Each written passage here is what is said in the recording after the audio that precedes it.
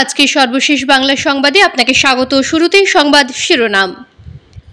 শেখ হাসিনাকে ফেরত পাঠানোর প্রশ্নে যা বলল ভারত।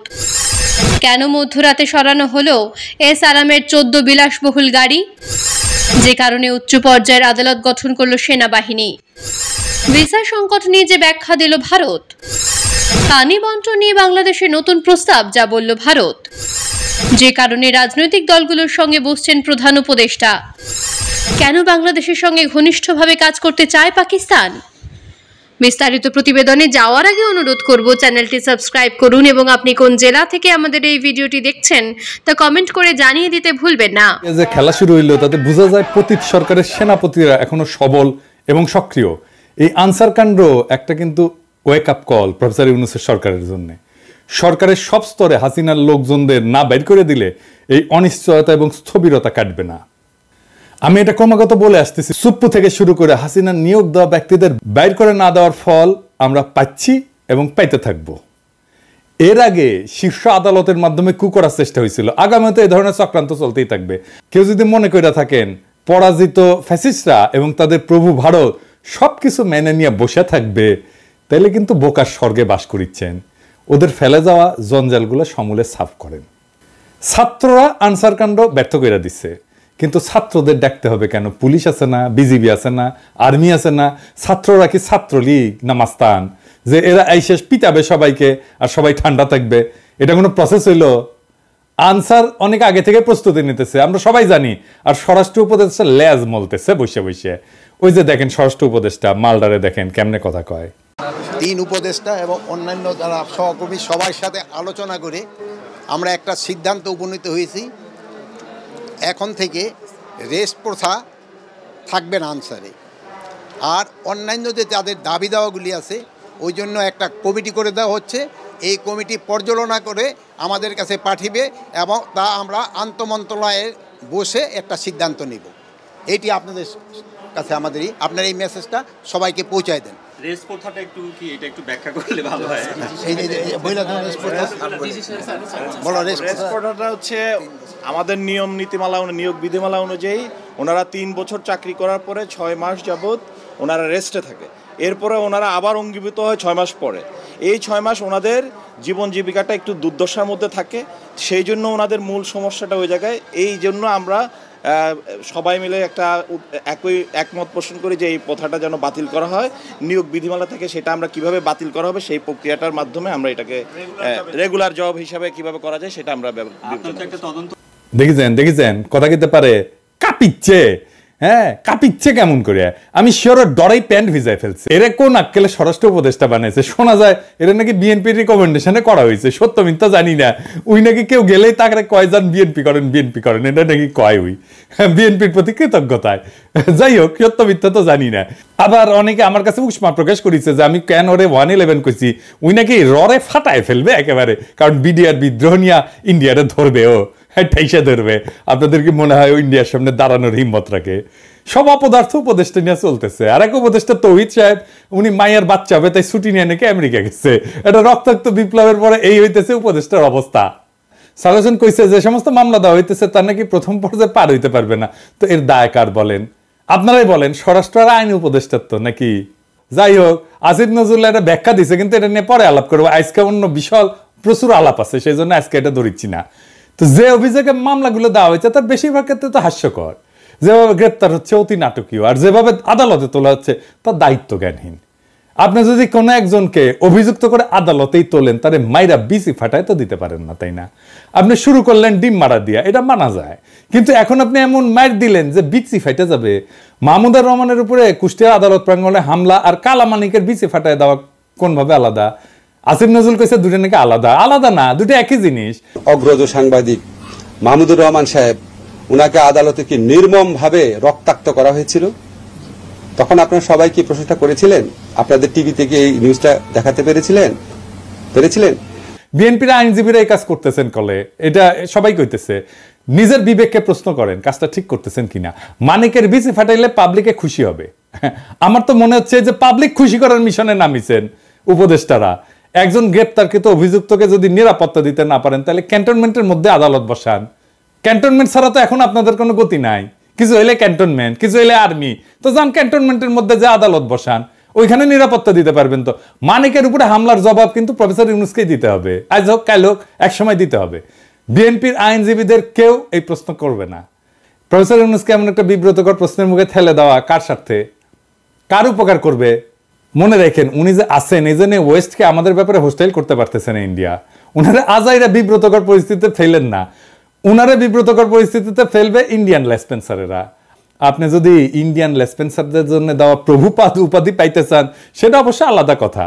তো প্রফেসর ইউনূসের ডিপেন্ড করলাম, এবার ওনারা এটা ধরি না, কি কন আর ধরি।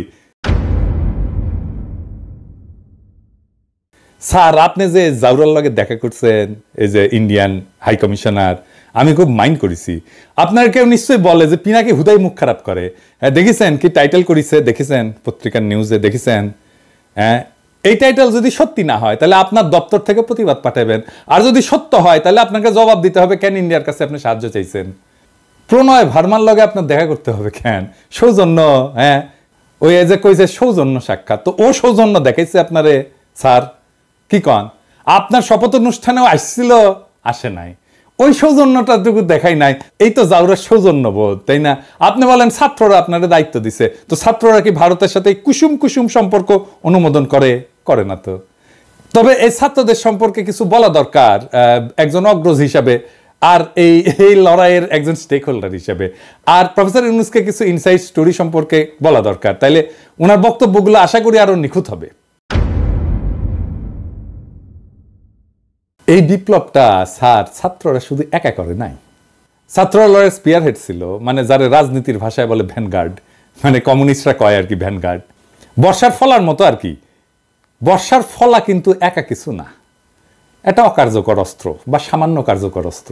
আর পিসের লাঠিটাও একা কিছু না, সামান্য কার্যকর অস্ত্র, কিন্তু দুইটা একসাথে এটা কার্যকর অস্ত্র হইয়া ওঠে। তো বর্ষার ফলাটা হইতেছে ছাত্ররা, আর জনতা হইতেছে পিসের লাঠিটা। ছাত্রদের সাথে জনতাও নামছিল, ব্যাপকভাবে নামছিল। শুধু বিশ্ববিদ্যালয়ের ছাত্র না, মাদ্রাসা ছাত্ররা নামছিল, শহীদ হয়েছে কাতারে কাতারে। কে নামে নাই? রিকশাওয়ালা, গার্মেন্টস ওয়ার্কার, জামাত, বিএনপি, হেফাজতের কর্মীরা, আবু সাইদকে শিবিরের সাথী। তো গত 15 বছর ধরে যারা লড়াই করছে তাদের রক্ত অশ্রু কান্নার উপরে দাঁড়ায় আছে এই লড়াই দাঁড়ায় নাই। শেখ হাসিনাকে ফেরত পাঠানোর প্রশ্নে যা বলল ভারত। ক্ষমতাচ্যুত সাবেক প্রধানমন্ত্রী শেখ হাসিনাকে বাংলাদেশ ফেরত চাইলে ভারতের জবাব কি হবে, এমন প্রশ্ন উঠেছে ভারতের পররাষ্ট্র মন্ত্রণালয়ের সাপ্তাহিক মিডিয়া ব্রিফিংয়ে। এই প্রশ্নের অবশ্য সরাসরি কোনো উত্তর দিতে পারেনি পররাষ্ট্র মন্ত্রণালয়ের মুখপাত্র রণধীর জসওয়াল, বরং এই প্রশ্নকে অনুমান নির্ভর হিসেবে ব্যাখ্যা করেছেন রণধীর। শেখ হাসিনার কূটনৈতিক পাসপোর্ট বাতিল করেছে বাংলাদেশের অন্তর্বর্তীকালীন সরকার, তাই আইনগতভাবে এখন 45 দিন ভারতে থাকতে পারবেন তিনি। এর মধ্যে 3 সপ্তাহের বেশি পার হয়ে গিয়েছে। প্রসঙ্গত, শেখ হাসিনা পদত্যাগ করে ভারতে পালিয়ে যাওয়ার পরদিন দেশটির পররাষ্ট্রমন্ত্রী এস জয়শঙ্কর সংসদে যা বলেছিলেন সাপ্তাহিক মিডিয়া ব্রিফিংয়ে, সে কথাই পুনরায় জানান জসওয়াল। বলেন, গত 5ই আগস্ট খুব সংক্ষিপ্ত নোটিশে তিনি ভারতে প্রবেশের অনুমতি দিতে অনুরোধ চেয়েছিলেন। তাতে ফেরত পাঠানোর ব্যাপারে যে ধরনের প্রশ্ন করা হচ্ছে তা কল্পনাপ্রসূত। এদিকে বাংলাদেশ ও ভারতের দ্বিপাক্ষিক উন্নয়ন প্রকল্পের ভবিষ্যৎ সম্পর্কে জসওয়াল বলেন, যখনই সে দেশের পরিস্থিতি স্থিতিশীল হবে এবং স্বাভাবিকতা ফিরে আসবে, তখন আমরা বাংলাদেশের অন্তর্বর্তী সরকারের সঙ্গে প্রকল্পগুলো এগিয়ে নেওয়ার ব্যাপারে আলোচনা করব।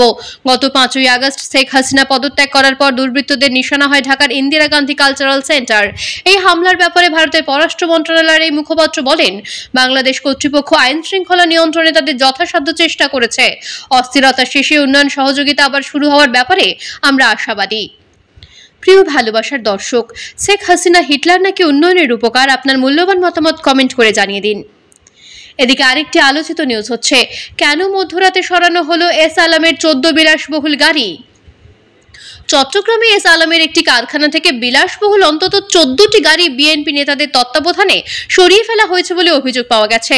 বৃহস্পতিবার মধ্যরাতে নগরীর কর্ণফুলী থানাধীন মইজারেটেক এলাকার ওই কারখানা থেকে এই গাড়িগুলো সরিয়ে নেওয়া হয়েছে। এস আলমের সম্পদ কাউকে না কেনার এবং তাতে হাত না দেওয়ার ঘোষণা সরকারের তরফে আসার পর অস্থাবর সম্পদ এভাবে সরিয়ে ফেলা হচ্ছে।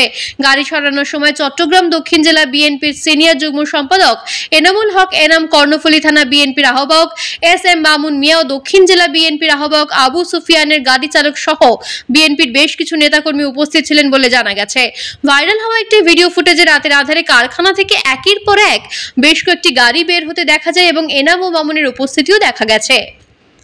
প্রিয় ভালোবাসার দর্শক, আপনি কোন দলের সমর্থক? আপনার মূল্যবান মতামত কমেন্ট করে জানিয়ে দিন। অন্যদিকে আরেকটি গুরুত্বপূর্ণ নিউজ হচ্ছে, যে কারণে উচ্চ পর্যায়ের আদালত গঠন করল সেনাবাহিনীর অভ্যন্তরীণ দুর্নীতি ও গুমের ঘটনা তদন্তে উচ্চ পর্যায়ের আদালত গঠন করা হয়েছে। শুক্রবার সেনাবাহিনীর পক্ষ থেকে বিষয়টি নিশ্চিত করা হয়েছে। সম্প্রতি এক সাক্ষাৎকারে অভিযুক্ত কর্মকর্তাদের বিষয়ে সেনাপ্রধান ওয়াকার-উজ-জামান বলেছিলেন, এ বিষয়ে তদন্ত চলছে, তাতে দোষী সাব্যস্ত হলে অবশ্যই ব্যবস্থা নেওয়া হবে। অনেক বিষয়ে তদন্ত হচ্ছে বলেও জানান তিনি। সেনাপ্রধান আরও বলেছিলেন, প্রমাণ ছাড়া কারো বিরুদ্ধে ব্যবস্থা নেওয়া যায় না। তদন্ত প্রক্রিয়াটি একটু ধীর গতিতে চলছে, এখানে বেশ কিছু বিষয় নিয়ে কাজ করতে হবে। প্রিয় ভালোবাসার দর্শক, আপনি কোন দলকে ক্ষমতায় দেখতে চান? আপনার মূল্যবান মতামত কমেন্ট করে জানিয়ে দিন। এদিকে আরেকটি আলোচিত খবর হচ্ছে, ভিসা সংকট নিয়ে যে ব্যাখ্যা দিল ভারত। ভিসা না পেয়ে রাজধানী ঢাকায় ভারতীয় ভিসা সেন্টারে গত 26শে আগস্ট বিক্ষোভ করেন অসংখ্য ভিসা প্রত্যাশী। ওই দিন স্লোগানে তারা বলতে থাকেন, এক দফা এক দাবি, ভিসা চাই। ভারতের দালালরা হুঁশিয়ার, সাবধান, ভিসা না নইলে টাকা ফেরত দে। এই ঘটনার 4 দিন পর অবশেষে উদ্ভূত সংকট নিয়ে মুখ খুলেন ভারতের পররাষ্ট্র মন্ত্রণালয়। শুক্রবার দেশটির পররাষ্ট্র মন্ত্রণালয়ের মুখপাত্র রণধীর জয়সওয়াল জানিয়েছেন, আপাতত বাংলাদেশিদের শুধুমাত্র চিকিৎসা এবং জরুরি প্রয়োজনীয় ভিসা দেওয়া হচ্ছে, তবে এই কার্যক্রম চলতে সীমিত পরিসরে। যখন বাংলাদেশের পরিস্থিতি স্বাভাবিক হবে তখন পুনর্মাত্রায় কাজ শুরু হবে এবং ভিসা কার্যক্রম স্বাভাবিক হবে। তিনি বলেন, আমরা সীমিত পরিসরে চিকিৎসা ও জরুরি পরিষেবায় ভিসা প্রদান করছি। যখন বাংলাদেশের পরিস্থিতি স্বাভাবিক হবে, আইন ও শাসন ফিরে আসবে, তখন আমরা ভিসা নিয়ে পরিপূর্ণ কাজ শুরু করব। এছাড়া ক্ষমতাচ্যুত হওয়ার পর সাবেক প্রধানমন্ত্রী শেখ হাসিনার ভারতে থাকা এবং বাংলাদেশ সরকারের কাছে তাকে ফেরত চাওয়ার ব্যাপারেও কথা বলেন রণধীর জয়সওয়াল। তিনি জানিয়েছেন, হাসিনা খুবই স্বল্প সময় নোটিসে ভারতে এসেছিলেন, এর বাইরে তাদের কাছে আর কোনো খবর নেই। এসব বিষয় ছাড়াও বাংলাদেশের সাম্প্রতিক বন্যা পরিস্থিতি নিয়ে কথা বলেছেন তিনি। ভারতীয় কূটনৈতিক দাবি করেন, বাংলাদেশের ভয়াবহ বন্যার জন্য ভারতকে দোষারোপ করে মার্কিন সংবাদ মাধ্যম CNN-এ যে প্রতিবেদন প্রকাশ করা হয়েছে তা সঠিক নয়। তিনি বললেন, বাংলাদেশের বন্যা পরিস্থিতি নিয়ে CNN-এর প্রতিবেদনে আমরা দেখেছি একটি বিভ্রান্তিকর এবং বাস্তবে সত্য নয়। বন্যা পরিস্থিতি নিয়ে ভারতের পররাষ্ট্র মন্ত্রণালয় যে বিবৃতি দিয়েছিল সেটির বক্তব্য এই প্রতিবেদনে উপেক্ষা করা হয়েছে। এছাড়া যৌথ পানি ব্যবস্থায় বিদ্যমান যৌথ প্রক্রিয়ার মাধ্যমে আমরা যে বাংলাদেশের সঙ্গে নিয়মিত এবং সময়মতো তথ্য আদান প্রদান করি সেটিও প্রতিবেদনে বলা হয়নি। প্রিয় ভালোবাসার দর্শক, শেখ হাসিনার সরকার পতনের জন্য দায়ী কে? আপনার মূল্যবান মতামত কমেন্ট করে জানিয়ে দিন। এদিকে আরেকটি নিউজ হচ্ছে, পানি বন্টন নিয়ে বাংলাদেশের নতুন প্রস্তাব, যা বলল ভারত।